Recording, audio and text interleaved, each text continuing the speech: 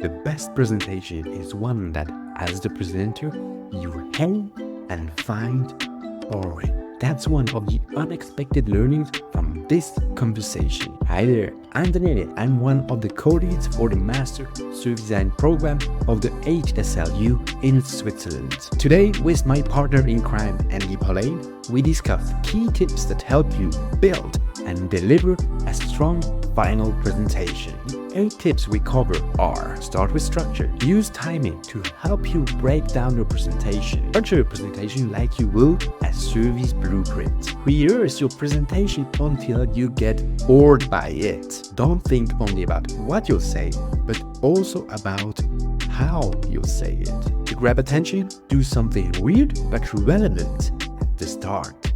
And don't forget to breathe. These 8 tips apply perfectly for students who present their final diploma work.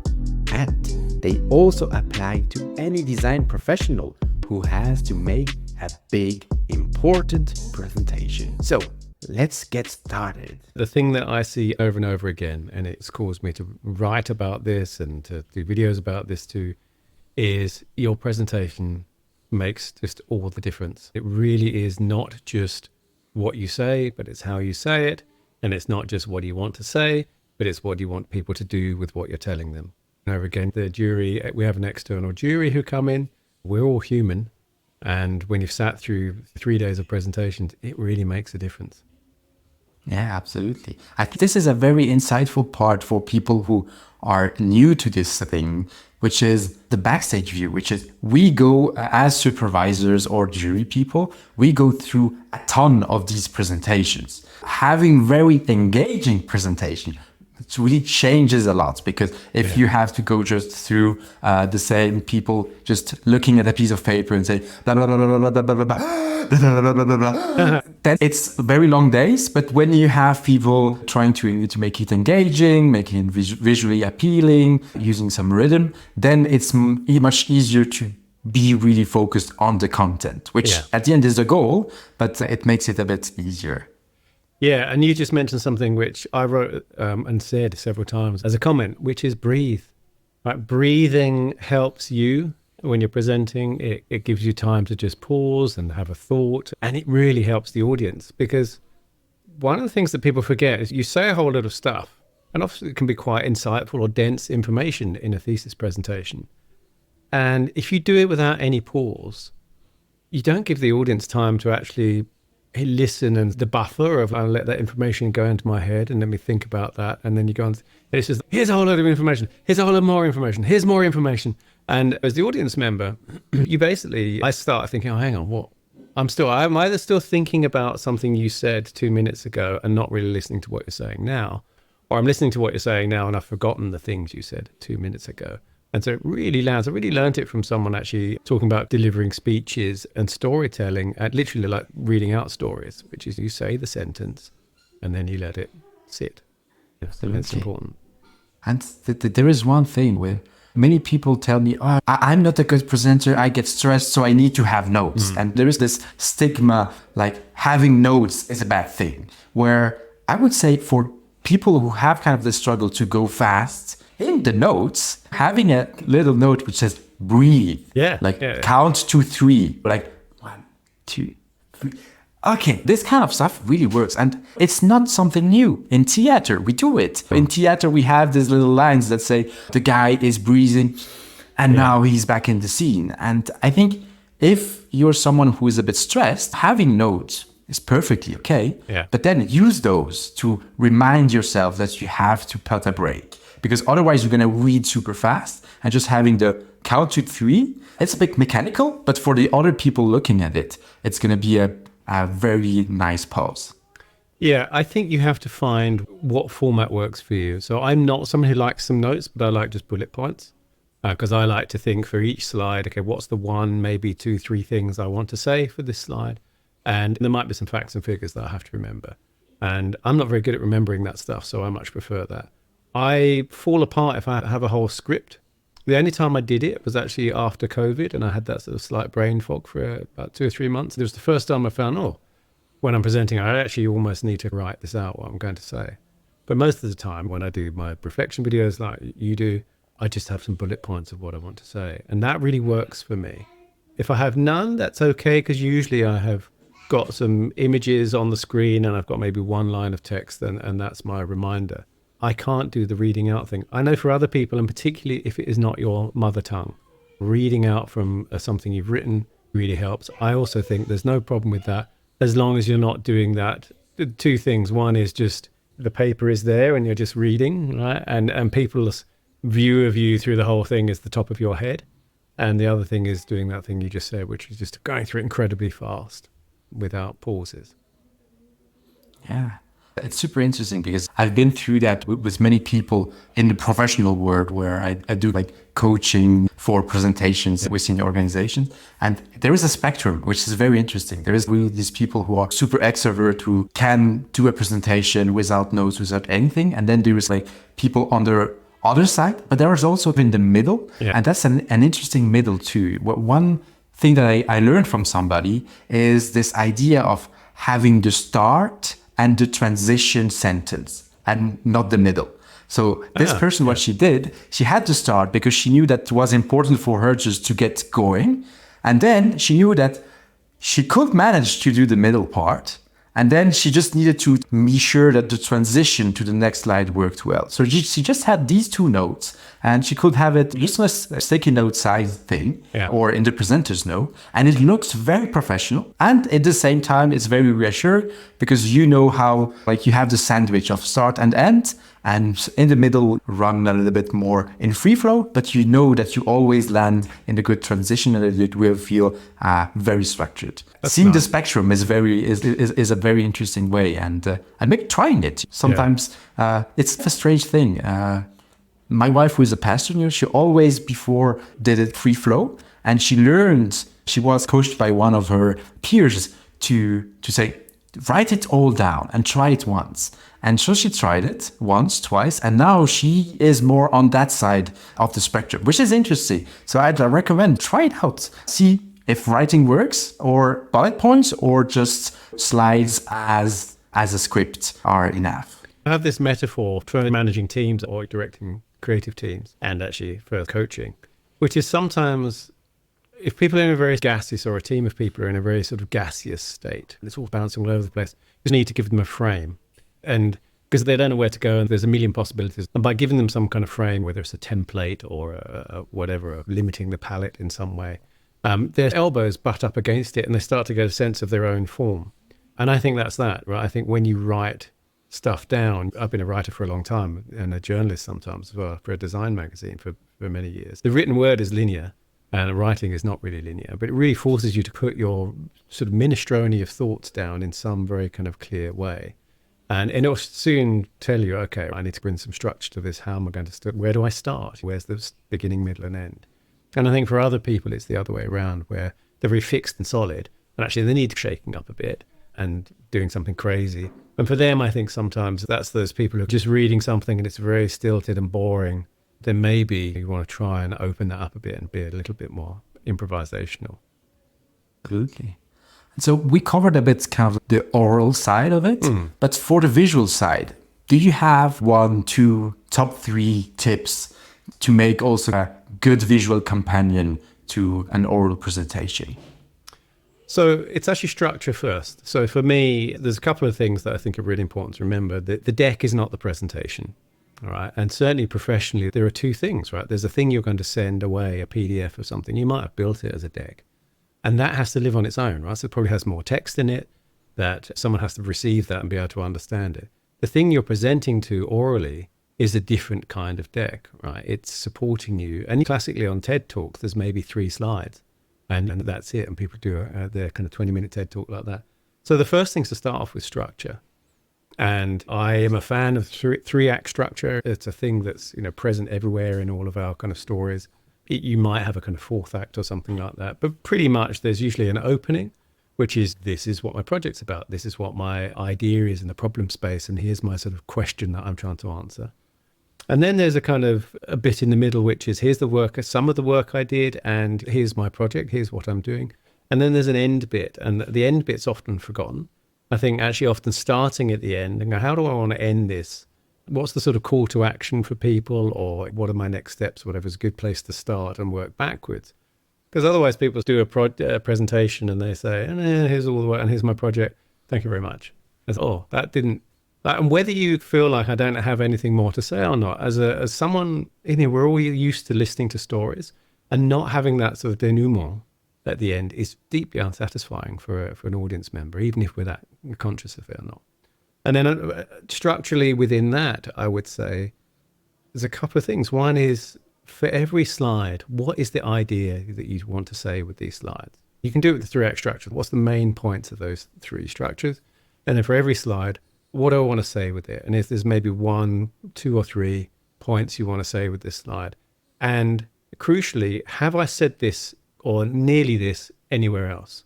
Because the thing I notice over and over again is people say a thing, and then the next slide is, and I'm going to say the same thing in a slightly different way. And now I'm going to say it in this next slide in a slightly different way. And actually, you can just cut all of that stuff, or you might combine things.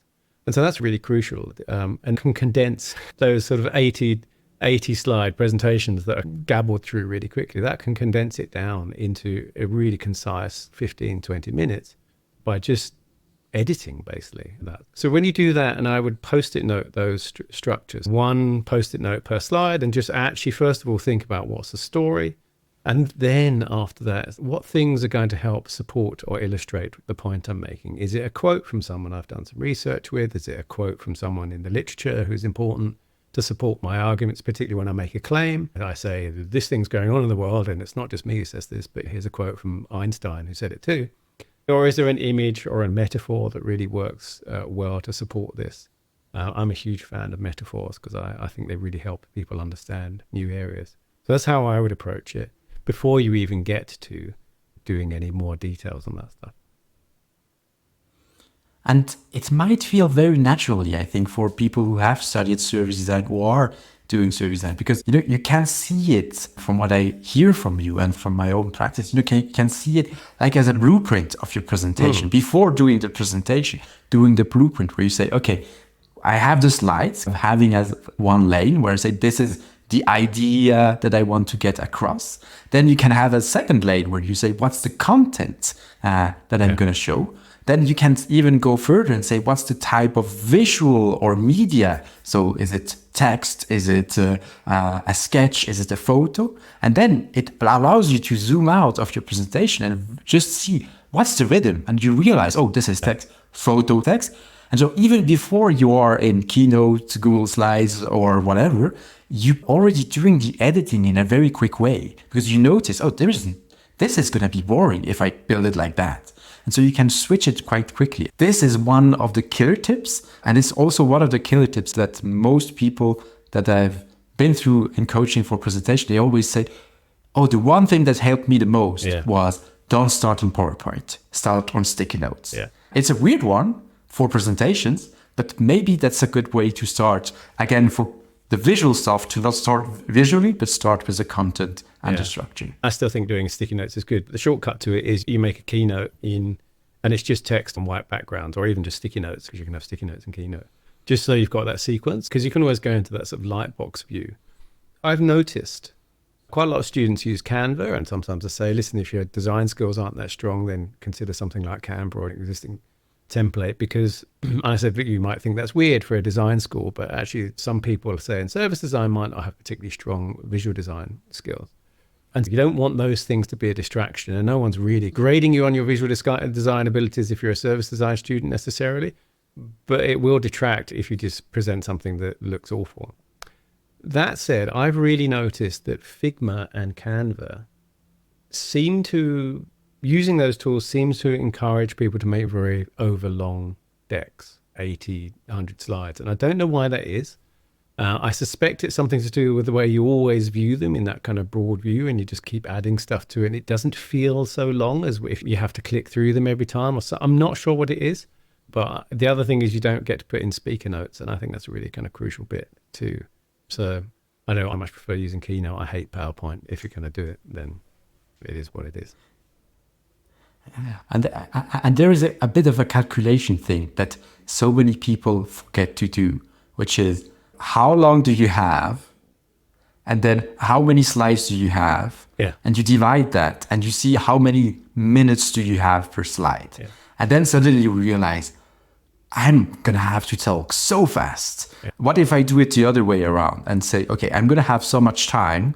What is a good amount of time spent on one slide? And then you know how many slides you can really use. Because one of the weirdest things that you can do is speak and the slide just move. Because then it creates this kind of overload, which is quite strange. Yeah. Especially if it's not just pictures. If it's just pictures, it's another thing. But if it's pictures plus text plus something else, then it's a really big overload. What's your rule of thumb?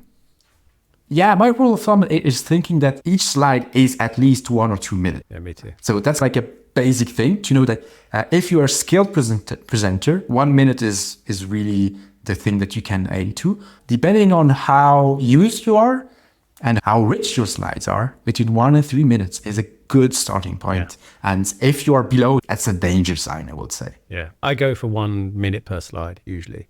And so if I'm doing a 20-minute presentation, I would look to probably have 20 to 25 would be my maximum if I know I'm presenting for 20 minutes. And that's because the exception to the 1 minute rule for me is jokes and reveals. So sometimes there's a thing where I'm talking about something and I do click through quite quickly and literally in one sentence I'm saying, and so you don't want to end up with something like this. And you click to that slide, that's the joke, and you click off of it quite quick. Which brings me to this other thing around sequencing, right? You can do a lot with sequencing, right? Just like editing a movie, you can have the same footage and you can tell a very different story depending on the sequencing. I spend a lot of time now coaching the students, and I realized this many years ago, actually at Rehearse, so back in 2009, 10 or something, where students would present something pretty mediocre really well and do well, and some people would present a really good idea really badly and not do very well. It's quite difficult to, or people will see through a really average or bad idea presented glossily. That usually doesn't do too well. But I really noticed with the sequencing sometimes that the setup, I found all of this out and here's someone's experience of this. And you go, it's really awful. And you're thinking, oh, this poor person. And then they show, and here's how many people this affects. And you're like, oh my God, this is an enormous problem. This is brilliant. Your project should definitely address this. That's a kind of real reveal. Whereas if you start off with thousands of people suffer from this thing, and then you go back down to the individual, it's easy to go, yeah, but that's just one person. What about all the rest? Right? And it's amazing how that sequencing can make a difference. And the key to all of that is practice. Right? The last thing you want is for the first time you ever present this to be your presentation day. Right? Absolutely. You want to finish like a week early. So that by the time, and practice. So when you're presenting on the final day, you're almost bored of it, right? And then the nerves will just get you to the right level of enthusiasm. Yeah. It feels like comedians. Comedians are doing exactly the same. They go in tiny bars where nobody knows them and they try out their stuff, they edit it, and they do that for 1 year. And then they do the big show. But arriving to the big show, it's quite interesting. If you listen to the interviews of comedians, they usually say, oh, I'm so bored by my material arriving at the big stage. And fortunately, there is a big stage to create like the moods, but it's just like a mechanic thing. But people feel like, oh, he's such a natural, but it's not natural at all. This is something that has been built over 1 year. Yeah. So building a final presentation over 1 week doesn't feel that much when we compare it to the right scale in a way. That's such a great comparison. I've definitely seen people like Eddie Izzard talking about their material, and he's comes across as someone who's just like improvising the whole thing, but it's all very careful. Sometimes there's a sort of thing that happens in one show where they do improvise and they go, oh, that worked well, and they integrate it in. There's a really good documentary, it's a 2-part documentary on Steve Martin. And he talks about how he spent like 15 years, and just due to the sort of big rise of his massive fame, basically doing the same show over and over again. And about sort of 10 years in, it's like, I think I've nailed it now. I think I've got it. But you hear him go, I've got this thing and I know it's funny, but I don't really know why. I can never get it to quite work. The laugh never comes, or it doesn't come at the right point. And all of that, it's a real art. Absolutely. And so for our kind of last element, What is something that is more on the art side of making a great presentation? What will be your last tip for someone watching this video? The art side of it. In order for it to be engaging, you almost need to be bored with it. I really do think there's that thing if you've spent enough time on it and you know the material really well, you know what's coming next. I think actually you're talking about your colleague who does those transition sentences. I think when I've got something that I've presented lots of times, I really know what's coming next. And so I can really be flexible with the timing. And I know I can, if I'm running fast, I will check my watch and I can stretch a bit out. Or if I'm running out of time, there's a lot of squash and stretch and I can speed through. But I know the next bit. And so anything I'm talking about is preparing me for that next thing. And it's like stepping stones. Right? And I think the counterintuitive thing about that is it's almost feels if you went out of your way to almost be a little bit more boring in the way you construct it and feel like this is all very obvious, it actually ends up being more engaging because it's the obviousness of like, I know what's coming next. And you want to just be that tiny bit ahead of the audience, but not so much that they're lost and not so little that they're really bored and, yeah, come on, I get it, get on with it. You've just repeated that. There's that idea of my favorite things is when someone asks a question in the middle of a kind of talk or something, and it's my next slide. Because then I know, okay, they're exactly with me. I've set up the question in their head and then I answer it in the next slide. And so that kind of thing, it actually sounds quite boring, but that's really where you've got people engaged, I think.